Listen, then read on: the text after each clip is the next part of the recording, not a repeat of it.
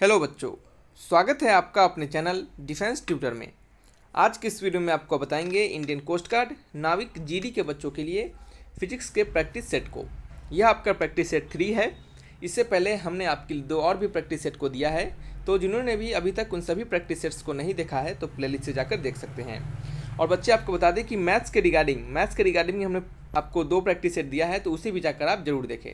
आपको पता होगा कि जीडी में बच्चे सेकेंड फेज में यानी फेज़ 2 के फिजिक्स में और मैथ्स पूछे जाते हैं। फेज़ 2 में फिजिक्स और मैथ पूछे जाते हैं, जो कि आपके 12th लेवल से होते हैं। 12th लेवल के क्वेश्चन उसमें पूछे जाते हैं, तो उसके रिगार्डिंग यहाँ पर प्रैक्टिस सेट दिया जा रहा है। और आपको बता दें कि जो भी हमारे डीबी के बच्चे हैं और यानी आपके यांत्रिक के और जीडी के जो सेक्शन 1 के लिए प्रिपरेशन कर रहे हैं, तो सेक्शन 1 सेक्शन 2 दोनों होता है जीडी वालों के लिए, और सेक्शन 1 डीबी के लिए होता है और यांत्रिक के लिए होता है, और या जीडी के लिए भी होता है, सब के लिए होता है सेक्शन 1। तो उसके लिए हमने अलग से वीडियो डाला है, सभी टॉपिक वाइज, सभी के सब्जेक्ट वाइज, तो उसे जाकर आप अलग से प्लेलिस्ट से देख सकते हैं। और बच्चे आपसे थोड़ा सॉरी बोलना चाहेंगे हम कि वीडियो डालने में थोड़ा सा लेट हो रहा है। वीडियो ये भी 2 दिन के बाद वीडियो मिला है आपको, तो आप समझ सकते हैं कि हमें काम बहुत जब ज़्यादा रहता है, एक्स्ट्रा काम रहता है, तभी हम बच्चे वीडियो नहीं डाल पाते हैं। नहीं तो हमारे द्वारा आप खुद देखते होंगे रेगुलरिटी से, एकदम रेगुलर वेज में आपको हर दिन 4-5 वीडियो मिल जाता था। लेकिन यहाँ पे क्या हो रहा है, थोड़ा सा बच्चे काम आ जाने के कारण डिले हो रहा है, तो चलिए इसके लिए सॉरी। चलिए स्टार्ट करते हैं हम क्वेश्चंस को अपने। और वीडियो में बढ़ने से पहले आपसे रिक्वेस्ट रहेगा कि अच्छा लगे तो लाइक ज़रूर कीजिएगा बच्चे, और चैनल को भी सब्सक्राइब कीजिएगा। बस हम आपको मोटिवेट करते हैं, तो आप हमें बस इतने सब्सक्राइबर दे दें और कमेंट कर दे, वीडियो पे लाइक कर दे, वीडियो को शेयर करें। इससे हम भी बच्चे मोटिवेट होते हैं और बेहतर काम कर पाते हैं आपके लिए। तो चलिए बढ़ते हैं अपने क्वेश्चन नंबर 1 की ओर। पहला क्वेश्चन है आपका, if a gun of 1 kg, if a gun of 1 kg fires a bullet, fires होगा यहाँ पे, ठीक है, fires a bullet of 10 gram with a speed of 20 metre per second. कहा जा रहा है कि एक गन है। चलिए गन बना लेते हैं, क्या है, गन बना लेते हैं। यही गन होगा, एक गन होगा जो कि क्या कहा जा रहा है बच्चे, यहाँ से एक बुलेट को निकाला जा रहा है, बुलेट को निकाला जा रहा है। इसका वेलोसिटी कितना दे रहा है, इसका वेलोसिटी दे रहा है 20 मीटर पर सेकेंड। एक गन ऑफ 1 kg, गन का मास 1 kg है, कैपिटल एम मान लेते हैं, गन का मास 1 kg। A bullet of mass कितना, 10 ग्राम, बुलेट का मास स्मॉल इक्वल टू 10 ग्राम मान लेते हैं, ठीक है। ग्राम को सबसे पहले तो फर्स्ट ऑफ ऑल kg में बदल लीजिएगा, तो m इक्वल टू क्या हो जाएगा, 10/1000, ठीक है। चलिए क्या है, 10/1000, तो ये 10 से 10 कर जाएगा, तो 10⁻⁻2 क्या हो जाएगा बच्चे, kg हो जाएगा, ठीक है।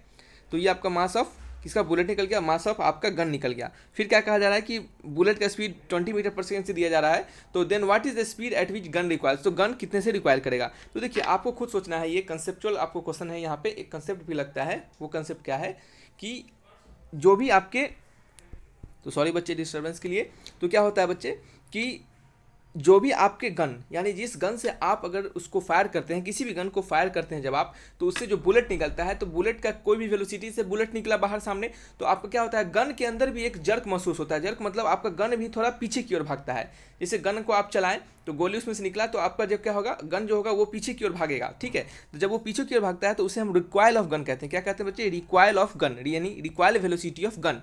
तो इसी रिक्वायल वेलोसिटी को आपसे पूछा जा रहा है, ठीक है। तो इसको निकालने के लिए यहाँ पे कंसेप्ट लगता है बच्चे आपका लीनियर, किसका बच्चे, लीनियर मोमेंटम का, लीनियर मोमेंटम यानी कंजर्वेशन ऑफ लीनियर मोमेंटम का कंसेप्ट लगता है। तो हम यहाँ पे आपको लगाते हैं एक फार्मूला, आपको यहाँ पे डिराइव करके देंगे, उस फार्मूला को आप याद रखिएगा, ठीक है। उस फार्मूला को याद रखिएगा, उस फार्मूला से बहुत सारे क्वेश्चंस बनते हैं। हम आपको सिखाएंगे कि कैसे कैसे क्वेश्चंस उस फार्मूले से बनाए जाते हैं। और सिंपली आपको फार्मूला भी क्वेश्चंस आपकी एग्जामिनेशन में पूछ दिया सकता है, सीधे फार्मूला पूछ देगा आपकी एग्जामिनेशन में, ठीक है। चलिए हम लगाएंगे conservation, conservation, conservation of angular momentum, ठीक है, conservation of angular momentum, okay. तो कंजर्वेशन ऑफ एंगुलर मोमेंटम के अनुसार इनिशियल मोमेंटम इनिशियल और मोमेंटम फाइनल क्या होना चाहिए, बराबर होना चाहिए। इनिशियल मोमेंटम में देखा जा रहा है कि ना हमारा गन के पास वेलोसिटी है, ना हमारे बुलेट के पास वेलोसिटी है, तो इनिशियल मोमेंटम क्या हो गया आपका, 0 हो गया, ठीक है। फाइनल मोमेंटम की बात करेंगे, फाइनल मोमेंटम में हमारा गन के पास भी वेलोसिटी हो जाएगा और आपका बुलेट के पास भी हो जाएगा। कैसे, हमने बुलेट को, गन से बुलेट फायर किया तो बुलेट को कुछ वेलोसिटी मिला, ठीक है। हमने गन से बुलेट को फायर किया तो बुलेट को कुछ वेलोसिटी मिला, और हमारा जो गन होगा वो पीछे की ओर रिक्वायल होगा, तो उसके पास भी कुछ वेलोसिटी एक्वायर हो जाएगा, ठीक है। तो हम मानते हैं कि इसका जो गन स्मॉल जो वी होगा वो बुलेट का वेलोसिटी होगा, और कैपिटल वी जो होगा वो आपका गन का वेलोसिटी होगा, मान लेते हैं, ठीक है। तो मोमेंटम लिखेंगे गन का, मोमेंटम गन का capital M into capital V, momentum velocity का plus small m into small v. कैसे हम लिख रहे हैं, आपको पता है कि पहले का मोमेंटम और बाद का मोमेंटम बराबर होना चाहिए, तो पहले का दोनों के लिए मोमेंटम 0 है, बाद का दोनों के लिए मोमेंटम क्या होगा, एम इंटू कैपिटल वी और स्मॉल एम इंटू स्मॉल भी, ठीक है। यहाँ से हमें मिलेगा भी का वैल्यू, अगर कैपिटल भी का वैल्यू निकालेंगे रिक्वायल ऑफ गन का, रिक्वायल वेलोसिटी ऑफ गन, तो ये होगा बच्चे माइनस स्मॉल एम भी अपॉन कैपिटल एम, क्या होगा माइनस स्मॉल एम भी अपॉन कैपिटल एम। और ये जो फार्मूला आपको आता है, इस फार्मूला को आप रिकॉल करके रखिए, इस फार्मूला को आप बार बार रिकॉल कीजिए, बार बार याद कीजिए, इससे क्या होगा आपको ये फार्मूला याद रहेगा और आपको क्या होगा एग्जामिनेशन में इसको अप्लाई करना भी सीख पाइएगा जब आपको क्वेश्चन इससे बनाए रहेगा, ठीक है। तो इसको याद कर लीजिए। सबसे पहले रिक्वायल ऑफ गन क्या होता है, recoil velocity of gun v equal to minus small m small v upon capital M, जहाँ स्मॉल एम क्या है velocity of, sorry mass of bullet है, capital M mass of gun है, small v mass velocity of bullet है, ठीक है। तो इससे ना देखिए एकदम सिंपल फॉर्मूला, आपको कैसे कैसे क्वेश्चन पूछता है आपको एग्जामिनेशन में बता दे कि आपको क्वेश्चन दे देगा, क्या मास दे देगा गन, बुलेट का गन का मास दे देगा और वेलोसिटी का बुलेट दे देगा और आपको रिक्वायर्ड वेलोसिटी पूछ लेगा, जैसे इस क्वेश्चन में है। हो सकता है आपको कि रिक्वायर्ड वेलोसिटी दे दे और इसका स्मॉल एम दे दे, कैपिटल एम दे दे और ये भी पूछ दे, तो इसी टाइप से क्वेश्चन पूछेगा। आप सोच रहे होंगे कि ये माइनस क्या है, तो देखिए आपको खुद सोचने वाली बात है कि जब हमारा बुलेट आगे की ओर जा रहा है और गन तो क्या होगा हमारे पीछे की ओर जाएगा, तो गन के रिस्पेक्ट में, बुलेट के रिस्पेक्ट में गन का वेलोसिटी क्या होगा पीछे की ओर होगा, नेगेटिव डायरेक्शन में होगा। तो ये हमें डायरेक्शन को शो करता है कि हमारा बुलेट क्या हो रहा है पीछे की ओर जा रहा है, ठीक है। चलिए तो इसी फार्मूला पे हम आपको क्वेश्चंस को बनाकर दिखाएंगे। तो required velocity of gun capital V equal to क्या हो गया हमारा minus of small m small v upon capital M. Small m कितना है, स्मॉल एम हमारा दिया जा रहा है, स्मॉल एम है कहाँ पे, ये 10 to the power -2, 10 to the power -2 into V, small भी कितना है, स्मॉल भी है 20, स्मॉल भी है 20 अपॉन कैपिटल एम का वैल्यू कितना है, कैपिटल एम का वैल्यू 1 kg है, क्या है 1 kg, ठीक है। तो 1 kg है, तो कैपिटल एम का वैल्यू हमें 1 kg पता चल गया। तो अब क्या करेंगे, इसे हम फाइंड करेंगे। तो ये आपका 20 अपॉन क्या हो गया 10 टू द पावर -2 है, तो 100 हो गया, 0 से 0 कट गया और क्या होगा 0.2 मीटर पर सेकेंड, क्या हो जाएगा 0.2 metre per second required velocity of gun. तो ऑप्शन क्या होगा, option number C is the right answer, ठीक है। सिंपल क्वेश्चन था, यहाँ पे जो कंसेप्ट हमें सिखाना था उस कंसेप्ट को हमने सिखाया और आपको इस पर बहुत सारे क्वेश्चंस बन सकते हैं। आप उसको क्वेश्चंस को आपको खुद से बनाना है, एक क्वेश्चन भी ये हो गया आपका और आपको इसको याद कर लेना है फॉर्मूले को और आपको अप्लाई भी करना है अपने एग्जामिनेशन में जब क्वेश्चन आए तब, ठीक है। कैसे डिराइव हुआ इसको भी हमने बताया। तो देखिए हम यहाँ पे सिंपली आंसर्स बता कर नहीं भाग रहे हैं, सिंपल आपको कंसेप्ट भी सिखाते जा रहे हैं ताकि क्या हो आपको एग्जाम में प्रॉब्लम ना हो, ठीक है। नेक्स्ट कहा जा रहा है कि critical angle is minimum for which colour, critical angle जो होता है वो मिनिमम होता है किस कलर के लिए। तो याद रखिएगा क्रिटिकल एंगल जो होता है वो वायलेट कलर के लिए मिनिमम होता है, किस कलर के लिए बच्चे, वायलेट कलर के लिए मिनिमम होता है। और क्रिटिकल एंगल का फॉर्मूला क्या होता है, यहाँ नोट करके लिख लीजिएगा, क्रिटिकल एंगल जिसे हम क्यू सी से लिखते हैं क्रिटिकल एंगल, और ये इक्वल होता है बच्चे साइन इनवर्स 1/μ के। साइन इनवर्स क्या होता है बच्चे 1/μ के बराबर होता है। और पहला पॉइंट और दूसरा पॉइंट याद रखिएगा कि म्यू जो होता है आपका इन्वर्सली प्रोपोर्शनल होता है 1/λ के। म्यू जो होता है आपका इन्वर्सली प्रोपोर्शनल होता है किसके 1/λ के, ठीक है। म्यू इन्वर्सली प्रोपोर्शनल 1/λ, लेमडा क्या आपका वेवलेंथ होता है, क्या होता है बच्चे वेवलेंथ होता है, ठीक है। चलिए ठीक है। तो क्या है यहाँ पे दूसरा पॉइंट क्या था हमारा, mu inversely proportional to lambda, और आपको पता है यहाँ से कि जो आपका क्रिटिकल एंगल जो होता है वो इन्वर्सली प्रोपोर्शनल टू म्यू है, ठीक है। Critical angle inversely proportional to mu होता है। तो यहाँ से मैं इस दोनों से यानी फर्स्ट से और सेकंड से हमें पता चलता है कि हमारा जो क्रिटिकल एंगल होता है वो क्या होता है बच्चे डायरेक्टली प्रोपोर्शनल होता है लेमडा, यानी लेमडा बढ़ेगा तो क्या होगा हमारा क्रिटिकल एंगल बढ़ेगा। तो याद रखिएगा कि रेड का जो होता है बच्चे सबसे क्या होता है, सबसे हाईएस्ट क्या होता है वेवलेंथ होता है, हाईएस्ट वेवलेंथ, ठीक है। तो इसका क्रिटिकल एंगल क्या होगा, सबसे ज़्यादा हाईएस्ट होगा, ठीक है। तो हमारा जो मिनिमम सबसे वेवलेंथ होता है वो होता है वायलेट कलर का। वायलेट क्या होता है बच्चे, एक सेकंड रुक जाइए, क्या मैसेज, ठीक है बच्चे क्या है, तो वायलेट का क्या होता है बच्चे, वायलेट का होता है आपका मिनिमम वेवलेंथ, ठीक है।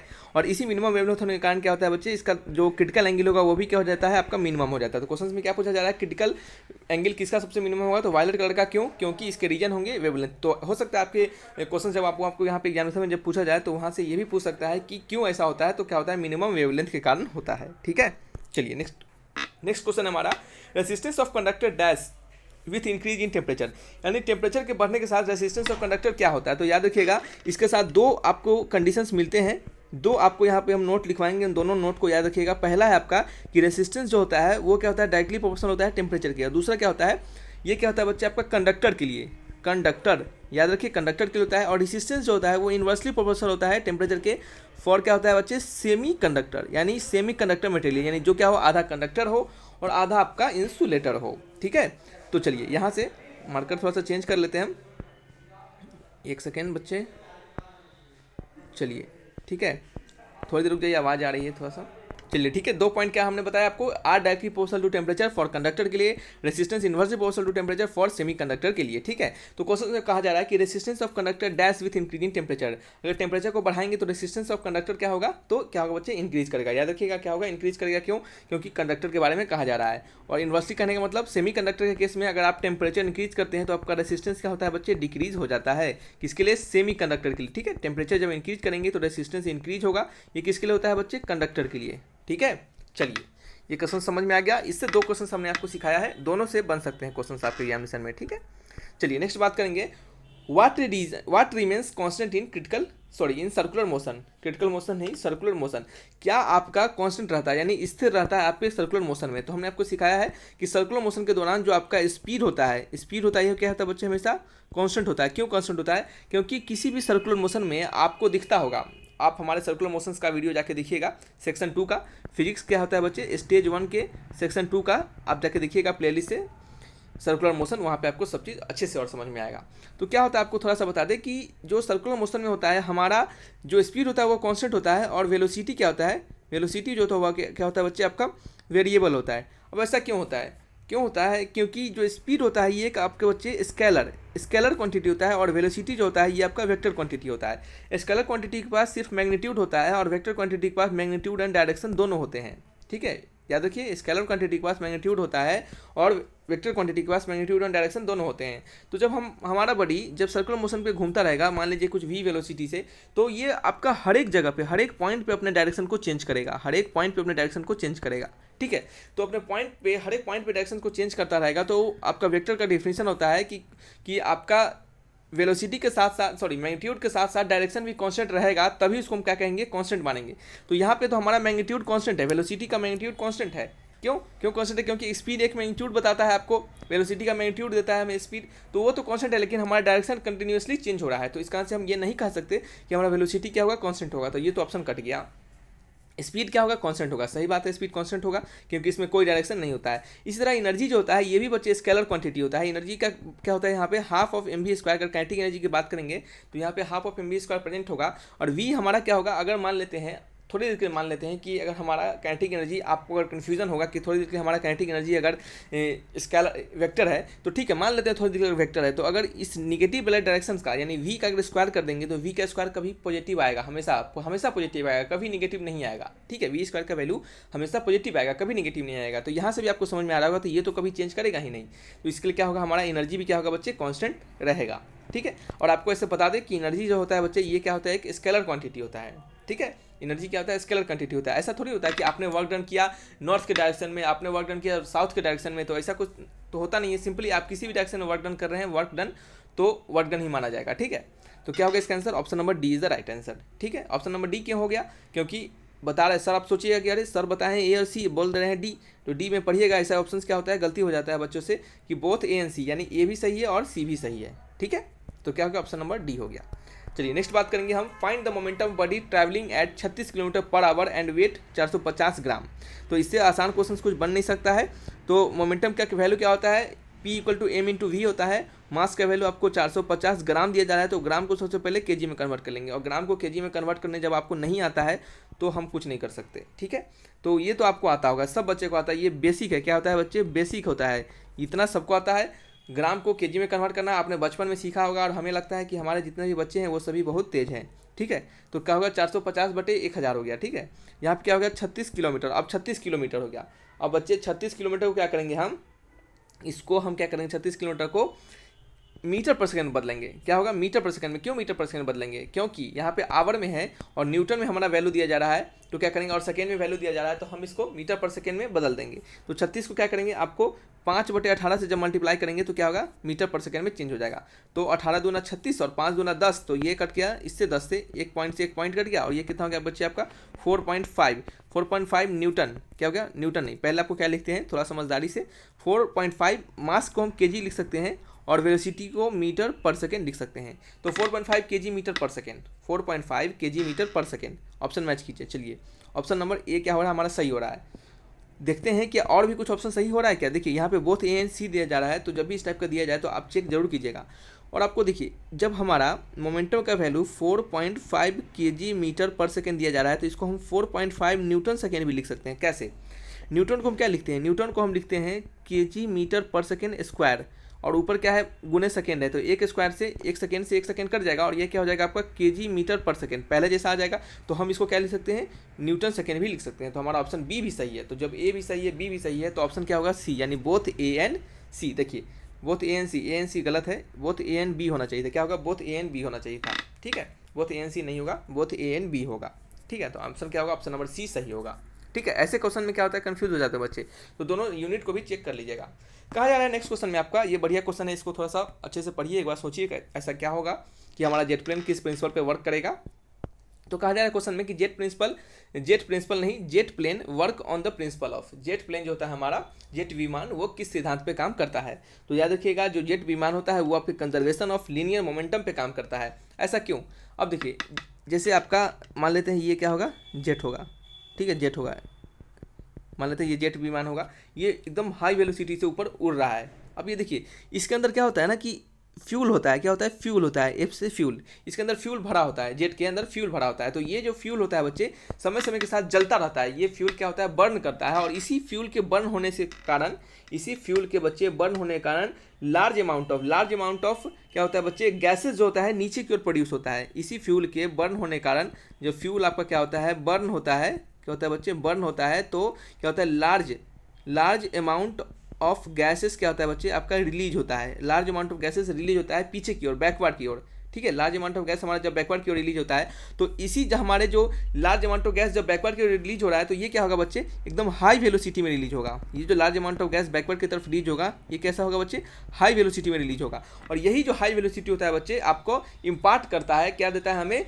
फॉरवर्ड। यही हाई वेलोसिटी हमें फॉरवर्ड की ओर क्या देता है बच्चे? आपका मोमेंटम प्रोवाइड करवाता है। फॉरवर्ड की ओर मोमेंटम प्रोवाइड करवाता है। तो ये जो हमारा होता है पीछे की ओर ज़्यादा वेलोसिटी लगता है और इसी वेलोसिटी कारण हमें आगे की ओर वेलोसिटी मिलता है, जिस कारण से हमारा रॉकेट हमेशा ऊपर की ओर भागते रहता है। ठीक है, तो यहाँ पे हमारा जो लॉ लगता है, यहाँ पे जो हमारा प्रिंसिपल लगता है वो होता है conservation of linear momentum. Linear momentum conservation होता है, फ्यूल जलता है, जलने के कारण गैस प्रोड्यूस होता है लार्ज अमाउंट में। वो गैस क्या करता है बच्चे? पीछे की ओर बहुत तेज़ी से वेलोसिटी देता है, और इसी तेजी वेलोसिटी से देने के कारण हमारा जो रॉकेट होता है उसको आगे की ओर, फॉरवर्ड की ओर वेलोसिटी मिलता है, क्योंकि यहाँ पे मोमेंटम कंजर्वेशन होता है। ठीक है, चलिए नेक्स्ट बात करेंगे नए क्वेश्चन की ओर। क्वेश्चन नंबर 7 है हमारा, which one of the following is ferromagnetic substance. तो फेरोमैग्नेटिक सब्सटेंस के थोड़ा सा आप नोट करके लिख लीजिएगा, और इसको ऐसे टाइप के क्वेश्चंस को ना बच्चे थोड़ा सा याद करना पड़ता है। यहाँ पे केमिस्ट्री का एक रूल लगता है तो उसको आप इतना नहीं समझ पाइएगा। ठीक है, तो यहाँ पे हम आपको थोड़ा सा चीज़ बताएंगे, उसको आप याद कीजिएगा, तो उससे आपका क्या होगा? क्वेश्चंस बन जाएगा। पहला है आपका कि फेरोमैग्नेटिक सब्सटेंस जो होता है बच्चे, ये क्या होता है बच्चे? मैग्नेट के टुवार्ड्स अट्रैक्ट करता है, स्ट्रॉन्ग अट्रैक्शन होता है, स्ट्रॉन्ग अट्रैक्शन टुवार्ड्स मैग्नेट। ठीक है, ये पहला पॉइंट हो गया। दूसरा पॉइंट क्या लिख सकते हैं इसके बारे में हम, कि ये जो होता है आप अगर इसके एक्सटर्नल फील्ड को हटा भी देते हैं, आप अगर एक्सटर्नल मैग्नेटिक फील्ड को, क्या होता है बच्चे? आप एक्सटर्नल फील्ड को हटा भी देते हैं तो ये क्या होगा? आपका मैग्नेटिक प्रॉपर्टीज़ को रिमूव क्या करेगा बच्चे? मैग्नेटिक प्रॉपर्टीज़ को क्या करेगा बच्चे? मैग्नेटिक प्रॉपर्टीज़ को क्या करेगा? तभी भी आपको संभाल कर रखेगा। यानी कहने का मतलब अगर हम रिमूव कर देते हैं एक्सटर्नल फील्ड को, तभी क्या करेगा? Not loses it's magnetic MP लिख देते। क्या लिखते हैं? MP, member of parliament. ठीक है, तो आप ऐसा नहीं समझ लीजिएगा मेंबर ऑफ पार्लियामेंट। ठीक है, तो एमपी क्या होगा? Magnetic properties. यानी कहने का मतलब कि ये स्ट्रॉन्ग अट्रैक्शन होता है मैग्नेट के टुवार्ड्स, और अगर हम मैग्नेटिक फील्ड को किसी भी एक्सटर्नल फील्ड को अगर रिमूव भी कर देते हैं तो क्या होगा? हमारा ये अपने मैग्नेटिक प्रॉपर्टीज को लॉस नहीं करेगा, मैग्नेटिक प्रॉपर्टी को लूज नहीं करेगा। और आपको बता दें कि ये जो होता है आपका फेरोमैग्नेटिक सब्सटेंस, निकल जो होता है ये आपका कैसा होता है? एक फेरोमैग्नेटिक सब्सटेंस होता है। तो उसको याद रखिएगा, निकल का फेरोमैग्नेटिक सब्सटेंस होता है। और ऐसा क्यों होता है? क्योंकि निकल में जो क्या होता है बच्चे? आपका अनपेयर्ड इलेक्ट्रॉन्स होने के कारण। अब देखिए अनपेयर्ड इलेक्ट्रॉन्स क्या होता है, इसको हम समझाएंगे तो वीडियो भी बड़ा होगा और आपको कितना बच्चे को दिमाग से उड़ जाएगा, तो आपको इतना नहीं समझना है। सिंपली समझिएगा कि निकल में अनपेयर्ड इलेक्ट्रॉन्स होता है और ये क्या होता है? हाई अट्रैक्शन होता है मैग्नेट के टुवार्ड्स। क्या होता है? अनपेयर्ड इलेक्ट्रॉन्स का अट्रैक्शन होता है, बहुत ज़्यादा होता है मैग्नेट के टुवार्ड्स अट्रैक्शन। अगर एक्सटर्नल फील्ड हटा भी देते हैं तो हमारा क्या होगा? मैग्नेटिक प्रॉपर्टीज लूज नहीं करेगा फेरोमैग्नेटिक सब्सटेंस। ठीक है, चलिए नेक्स्ट बात करेंगे हम। अब देखिए ये क्वेश्चन जो आपको दिख रहा होगा, ये क्वेश्चन बहुत बड़ा दिख रहा है आपको, लेकिन क्वेश्चन है बहुत आसान, एक लाइन में बनाने वाला क्वेश्चन है। बच्चे क्या करते हैं? इसको छोड़ के चले आते हैं, तो इसको छोड़िएगा नहीं क्वेश्चन को, थोड़ा सा कंसेप्चुअल क्वेश्चन है और कंसेप्ट को सीखिएगा। जैसे ही कंसेप्ट सीख लीजिएगा तो देखिएगा कितना आसानी से बन जाता है, ठीक है। तो यहाँ पे हम आपको थोड़ा सा कंसेप्ट को सिखाएंगे। कंसेप्ट सिखाएंगे कि जब भी आपका डायोड, इसको क्या कहते हैं बच्चे, हम डायोड कहते हैं। इसको क्या कहते हैं बच्चे, डायोड कहते हैं। डायोड को इधर वाले जो टर्मिनल होते हैं इसे हम पॉजिटिव टर्मिनल देते हैं और इसको क्या देते हैं, माइनस देते हैं। सिंपल याद रखिए, जैसे आपको सिखा रहा है वैसे याद रखिए। डीप नॉलेज आपको इसका नहीं देंगे हम, आपको उतना डीप नॉलेज में नहीं को पढ़ना है इसे। तो क्या होगा, ये प्लस होता है और ये कैसा होता है बच्चे, आपका माइनस होता है, ठीक है।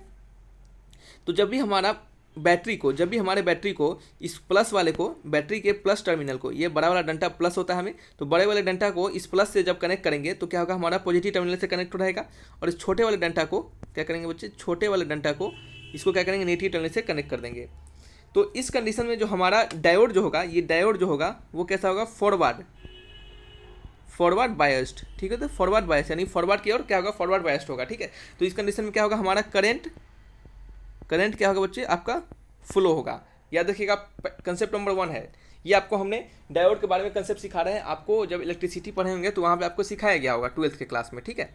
चलिए, ये पहला आपको कंसेप्ट सिखाया हमने। दूसरा कंसेप्ट है कि इसी डायोड को इसको पॉजिटिव टर्मिनल, इसको नेगेटिव टर्मिनल मान लेते हैं और इसको क्या करते हैं हम बच्चे, ये सुनिएगा ध्यान से, इसको स्मॉल वाले से इसको क्या करते हैं, बड़े वाले से जब कनेक्ट करेंगे तो ये कैसा होगा हमारा बच्चे, ये होगा आपका रिवर्स, REVERSE। डायोड कैसा है, अब आपका रिवर्स बायस्ड कंडीशन में है, ठीक है। और यहाँ क्या होगा, नो करंट फ्लो। अब देखिए एकदम छोटे छोटे पॉइंट से भी ना, जब आपको क्वेश्चन एग्जामिनेशन में पूछ देगा, अब पूछ देगा फॉरवर्ड बायस से क्या होता है, करंट फ्लो करता है कि नहीं करता है, तो आप कहिएगा करता है फॉरवर्ड बायस में। रिवर्स बायस में करंट फ्लो करता है या फिर नहीं करता है, नो नॉट नहीं करता है, ठीक है। दो आपका कंसेप्ट सीखा आप यहाँ से, ठीक है। कि क्या क्या सीखा आपने, 2 कंसेप्ट सीखा, फॉरवर्ड बायस का कंसेप्ट और रिवर्स बायस का कंसेप्ट, ठीक है। चलिए अब क्वेश्चन को पढ़ते हैं। और रिवर्स बायस कंसेप्ट में क्या होता है कि प्लस वाले को छोटे वाले से कनेक्ट करते हैं और माइनस वाले को बड़े वाले से, ठीक है। यही अंतर होता है। अब हम क्वेश्चंस को बनाएंगे। पहला क्वेश्चन है हमारा, 2 वोल्ट बैटरी। पहला क्वेश्चन नहीं, एक ही क्वेश्चन यहाँ पे देंगे आपको, ऐसा क्वेश्चन खुद से भी ट्राई करना है। देखिए, a 2 volt battery is connected across a point A and B. एक 2 वोल्ट का बैटरी जो हो रहा है वो ए और पॉइंट बी के बीच कनेक्ट किया जा रहा है, यही पॉइंट ए और बी है। As shown in the figure given below. अब इसका मतलब क्या होगा, as shown in the figure given below यानी दिए हुए फिगर में, ठीक है। चलिए, assume that resistance of each diode is 0। मानना है कि जो रेसिस्टेंस होगा वो प्रत्येक डायोड का 0 होगा फॉरवर्ड बायस कंडीशन में। ये हमारा फॉरवर्ड बायस कंडीशन है, तो इसमें क्या होगा, हमारा रेसिस्टेंस क्या होगा, 0 होगा, ऐसा दिया जा रहा है इस क्वेश्चन में, ठीक है। And infinity in reverse bias condition. और रिवर्स बायस कंडीशन में क्या होगा, हमारा रेसिस्टेंस क्या होगा, इन्फिनिटी होगा, ठीक है। चलिए, 2 हमें पता चल गया।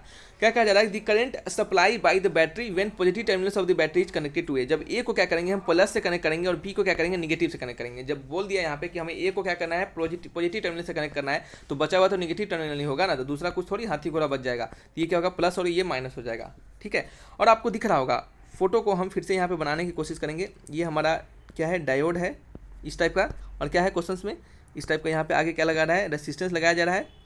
और यहाँ पे क्या हो रहा है बच्चे, नेक्स्ट में आपका एक यहाँ पे ऐसे लग रहा है। चलिए ठीक है, ये क्या हो रहा है, प्लस वाले से, ये क्या होता है, माइनस वाले से कनेक्ट हो रहा है, ठीक है। ये कितना है, 2 वोल्ट का बैटरी है, 2 वोल्ट का बैटरी है। ये डायोड इसका 10 ओम रेसिस्टेंस दे रहा है, इसका भी 10 ओम रेसिस्टेंस दे रहा है। तो आपको दिख रहा होगा कि जब हमें एक को हम जब पॉजिटिव टर्मिनल मान लेंगे तो ये भी पॉजिटिव होगा, ये भी पॉजिटिव, और इधर क्या होगा, पॉजिटिव हो जाएगा, इधर पॉजिटिव तो इधर नेगेटिव, इधर पॉजिटिव तो इधर नेगेटिव। तो आपको दिख रहा हो, ये पहला वाला कंडीशन जो होता है वो हमें फॉरवर्ड के बारे में बता रहा है। देखिए, बड़ा वाला डंटा जो है प्लस से, छोटा वाला डंटा इधर का जो पॉइंट है वो माइनस से। बड़ा वाला डंटा यहाँ पे क्या हो रहा है, प्लस से, छोटा वाला पॉइंट जो है वो माइनस से, ठीक है। तो ये क्या हमारा फॉरवर्ड बायस कंडीशन में होगा। ये जस्ट इसका अपोजिट होगा, क्या होगा, रिवर्स बायस कंडीशन में होगा। तो यहाँ पे हमें क्या दिख रहा है कि इससे करंट फ्लो नहीं करेगा, इस वाले पूरा जो हमारा लाइन होगा इससे करंट फ्लो नहीं करेगा, तो ये तो हमारा हट जाएगा, ठीक है। ये हमारा हट जाएगा। तो अब जो नया हमारे ग्राफ मिलेगा वो कैसा मिलेगा, सिंपल देखिए ऐसा मिलेगा, ठीक है, ऐसा मिलेगा, ऐसा, ठीक है। तो क्या हो गया, ये 10 ओम का हो गया, और ये क्या हो गया बच्चे आपका, ये हो गया आपका 2 वोल्ट का। अब हमें ऐसा मिल गया। तो अब क्या कहा जा रहा है बच्चे, अब क्या कहा जा रहा है कि हमें क्या बताना है, हमें बताना है देखिए क्वेश्चन में क्या कहा जा रहा है, हमें क्या बताना है, हमें करंट बताना है। क्या हो रहा है, हमें करंट बताना है। क्वेश्चंस में पढ़ेंगे कि 2 volt battery connected across the point A and be shown in the figure, assuming that the resistance of each diode is 0 and forward and infinity of reverse bias the current supply the battery से कितना current supply हो रहा होगा, ठीक है। तो यहाँ से हमें आई बताना है, कितना सप्लाई करंट आई का हो रहा होगा। ठीक है। तो देखिए ये जो क्वेश्चन आपको दिख रहा होगा, आप सोच लेंगे बाप रे तो बहुत बड़ा लग रहा है। देखिए हम आपको जब समझा रहे हैं ना तो पूरा कंसेप्ट भी समझा रहे हैं, इसका आंसर बड़ा लग रहा हो। आप जब एग्जामिनेशन में एक बार देखिएगा, सिंपली फॉरवर्ड बायस है, रिवर्स बायस है। फॉरवर्ड बायस होगा तो उसको रहने दीजिएगा, रिवर्स बायस होगा तो हटा दीजिएगा। तो हम इसको हटा दिए और ये लिख दिया। और इसका रेसिस्टेंस क्या होगा? जीरो होगा। कैसे जीरो होगा? कहा जा रहा है कि फॉरवर्ड बायस के कंडीशन में हमारा रेसिस्टेंस क्या होगा? जीरो होगा। ठीक है, तो हम आई निकालेंगे। तो आई इक्वल टू क्या होता है बच्चे? वी बटे आर। तो क्या होगा? R net. तो वी अपॉन क्या होगा? R net. यानी आर नेट यानी ये आर वन, इसको आर वन मान लेते हैं और इसको क्या मानते हैं? R of diode, R D. R of diode, R D. और आर डी का वैल्यू क्या है आपका? जीरो दिया जा रहा है क्वेश्चन के अनुसार। तो ये क्या हो गया? वी अपॉन आर वन हो गया। ठीक है, सिंपली वी का वैल्यू 2 है और आर वन का वैल्यू क्या है? आर वन का वैल्यू आपका 10 है। तो ये क्या हो गया? 0.2 एम्पियर। क्या हो गया आंसर? क्या होगा बच्चे? 0.2 एम्पियर। ऑप्शन मैच करेंगे, option number A is the right answer. देख रहे हैं एक लाइन का क्वेश्चन है। देखिए कितना लाइन का क्वेश्चन है, आप खुद देखिए, खुद से सोचिए कि ये है एक लाइन का क्वेश्चन, सिंपल यहाँ पे। ठीक है, तो देख रहे हैं आप कितना, ये बस ये एक लाइन का क्वेश्चन है, सिंपल, कुछ नहीं करना है इतना। ये आपको पता है कि जब ये जीरो है तो बस यहाँ पे बनाइएगा, इसको बनाइएगा, ये 3 लाइन में आपका आंसर आ जाएगा। ठीक है, बस सिंपल क्वेश्चन था। कंसेप्ट जो सिखाना था वो हमने आपको सिखाया, फॉरवर्ड बायस, रिवर्स बायस का कंडीशन, और वहाँ से आपको समझ में आ गया कि कैसे कैसे क्या करना है। चलिए नेक्स्ट बात करेंगे, नेक्स्ट क्वेश्चन की ओर। नेक्स्ट क्वेश्चन है हमारा, the mass of motion is mass of motion कह रहे हैं, the mass of moon. Moon का मास दिया जा रहा है एम। मून का मास 7.34 इंटू 10⁻22 kg। ठीक है, और रेडियस ऑफ क्या दिया जा रहा है? एंड रेडियस कितना दिया जा रहा है? 1.74 इंटू 10⁻6 मीटर। तो क्या पूछा जा रहा है? ग्रेविटेशनल इंटेंसिटी यानी देखिए ग्रेविटेशनल इंटेंसिटी का वैल्यू से पूछा जा रहा है। तो हम इसका फॉर्मूला क्या होता है ग्रेविटेशनल इंटेंसिटी का? सबसे पहले ये बताइए, ग्रेविटेशनल इंटेंसिटी का फॉर्मूला होता है G capital M upon R का square. G capital M upon R का स्क्वायर, यही ग्रेविटेशनल इंटेंसिटी का फॉर्मूला होता है। तो चलिए वैल्यू डाल दीजिए, आंसर आपका आ जाएगा। आप तो वैल्यू डालेंगे, हम यहाँ से स्टार्ट करेंगे वैल्यू डालना स्टार्ट करेंगे। जी का वैल्यू होता है 6.67 इंटू 10⁻−11 इंटू 7.34 इंटू 10⁻22 अपन क्या होगा बच्चे? अपन होगा 1.74 इंटू 10⁻6। देखिए इस क्वेश्चन को देने का एक ही मतलब है, मकसद है हमारा कि आपको फार्मूला सिखाना। देखिए ये फार्मूला आपको देखना है, सीख लिया आपने फार्मूला, कैसे उसको अप्लाई करना है ये आपने सीखा। अब ये जो इतना बड़ा कैलकुलेशन है ना, आपको एग्जामिनेशन में इतना बड़ा कैलकुलेशन नहीं देगा। क्या होगा? आपके एग्जामिनेशन में कैलकुलेशन छोटा देगा, ऐसा देगा कि आप आसानी से काट पाइएगा। क्या देगा? ऐसा देगा आपको, वहाँ पे क्या देगा आपको? मून के बारे में नहीं कहेगा, वहाँ कहेगा कोई अदर प्लैनेट है उसके बारे में कह देगा, और उसका अपने से मास थोड़ा सा दे देगा और अपने से थोड़ा रेडियस दे देगा आपको। ठीक है, और आपको ऐसा देगा कि आप आसानी से काट पाइएगा। तो इसको जब काटिएगा तो आपका आंसर कितना आएगा? आपको आंसर आएगा बच्चे 1.62 मीटर क्या होगा? पर केजी, एम पर केजी। ठीक है, तो आपको ये क्या बच्चे होगा? एक सेकेंड। तो देखिए बच्चे क्या है कि इसका यूनिट क्या होगा बच्चे? यूनिट तो होगा इसका, आपको दिख रहा होगा यहाँ पे कि आपको इंटेंसिटी का फॉर्मूला क्या होता है? फोर्स पर यूनिट मास होता है ना, ये होता है ना। तो फोर्स का न्यूटन और नीचे क्या होगा? मीटर। तो न्यूटन मीटर होगा। ठीक है, क्या होगा? न्यूटन मीटर होगा। तो यहाँ पे क्या, मीटर नहीं होगा, सॉरी, न्यूटन केजी होगा। नीचे क्या है? मास है ना, तो मास का केजी होगा, न्यूटन केजी होगा। और न्यूटन को आप क्या लिख सकते हैं? केजी मीटर पर सेकंड स्क्वायर। और नीचे केजी है तो केजी से केजी कट गया तो क्या होगा? मीटर पर सेकंड स्क्वायर हो जाएगा। तो इस तरीके से इसका यूनिट लिखेंगे। यूनिट में थोड़ा पंगा है, जो आपको सिखाना है उसको देखिए। क्वेश्चन थोड़ा सा क्या लिखा गया है, ऑप्शन थोड़ा सा गलत हो गया है। ठीक है, चलिए नेक्स्ट बात करेंगे। नेक्स्ट क्वेश्चन की ओर। कहा जा रहा है कि एक पार्टिकल एक्सिक्यूट कर रहा है सिंपल हार्मोनिक मोशन को। एक पार्टिकल एक्सिक्यूट कर रहा है सिंपल हार्मोनिक मोशन को जिसका फ्रीक्वेंसी एफ है। फ्रीक्वेंसी कितना जा रहा है? एफ दिया जा रहा है। सिंपल हार्मोनिक मोशन को जिसका फ्रीक्वेंसी एफ दिया जा रहा है। तो कहा जा रहा है कि फ्रीक्वेंसी एट विच, किस फ्रीक्वेंसी से हमारा काइनेटिक एनर्जी क्या करेगा? ऑसिलेट करेगा। काइनेटिक एनर्जी का आपको फ्रीक्वेंसी बताना है। काइनेटिक एनर्जी का फ्रीक्वेंसी आपको बताना है कि हमारा काइनेटिक एनर्जी का फ्रीक्वेंसी क्या होगा। ठीक है, काइनेटिक एनर्जी का फ्रीक्वेंसी आपको बताने हैं। तो कैसे बताएंगे काइनेटिक एनर्जी का फ्रीक्वेंसी? सॉरी बच्चे, मार्कर नहीं काम कर रहा है। तो काइनेटिक एनर्जी का फ्रीक्वेंसी हम कैसे बताएंगे? काइनेटिक एनर्जी का आपको फ्रीक्वेंसी, ठीक है, बताना है। तो हम कैसे बताएंगे काइनेटिक एनर्जी फ्रीक्वेंसी? तो याद रखिएगा कि काइनेटिक एनर्जी फ्रीक्वेंसी जो होता है, अगर किसी हार्मोनिक मोशन का अगर फ्रीक्वेंसी एफ है तो काइनेटिक एनर्जी का फ्रीक्वेंसी 2f हो जाता है। अब देखिए कैसे होता है, हम आपको इसको थोड़ा सा बताएं तो ये थोड़ा सा लंबा चला जाएगा, फिर भी आपको चलिए थोड़ा सा समझा देते हैं कि देखिए अगर मान लेते हैं कि हमारा जो हार्मोनिक मोशन कर रहा होगा परफॉर्म, उसका डिस्प्लेसमेंट क्या दिया होगा? उसका डिस्प्लेसमेंट एक्स इक्वल टू क्या दिया होगा बच्चे? एक्स इक्वल टू, मार्कर नहीं चल रहा है, थोड़ी देर रुक जाइए। चलिए क्या दिया होगा? X equal to a sine omega t. ठीक है, ए साइन ओमेगा टी दिया गया होगा। ठीक है, चलिए इसके लिए हमने एक फोटो दिया है आपको, वहाँ से समझा देते हैं। यहाँ से मार्कर भी काम नहीं कर पा रहा है हमारा।